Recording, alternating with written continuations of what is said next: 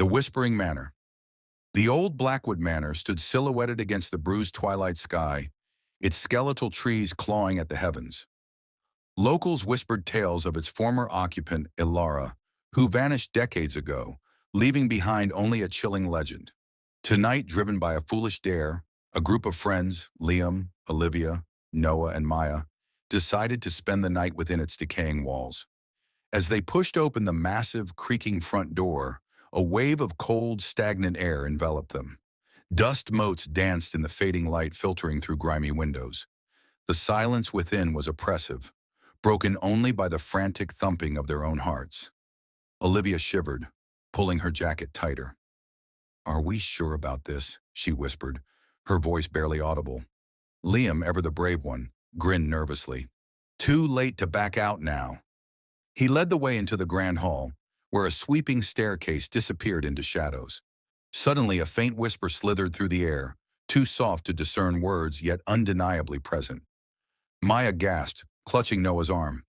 "Did you hear that?" Noah, his face pale, nodded slowly. "It sounds like a woman's voice." They explored deeper, their flashlights cutting through the oppressive gloom. In the library, shelves of forgotten books leaned precariously, their pages brittle with age. As Liam reached for a dusty tome, the book next to it inexplicably slid off the shelf and landed with a soft thud. Their eyes darted nervously. The whispers grew louder, more insistent, seeming to come from all directions at once. It was then they saw it, a fleeting shadow, barely perceptible, flitting across the far end of the room. Panic began to set in.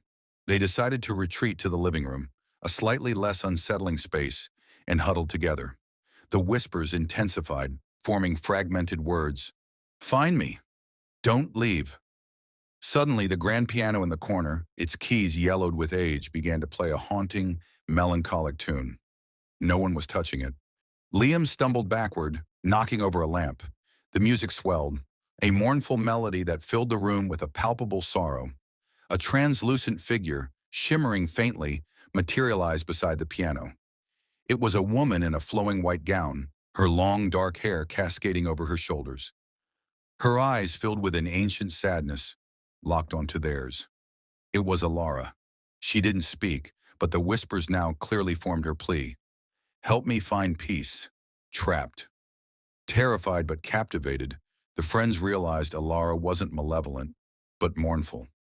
They spent the rest of the night trying to understand her fragmented messages, piecing together the story of her tragic disappearance. By dawn, as the first rays of sunlight pierced the manor's gloom, Alara's form began to fade, her whispers softening until they were no more. They never fully understood what happened to Alara, or if their presence truly helped her find peace. But as they left Blackwood Manor, the oppressive feeling had lifted, replaced by a lingering sense of melancholy. The whispers had stopped. They knew one thing for sure. Some stories aren't meant to be just whispered in the dark, and some restless souls are forever bound to the places they left behind.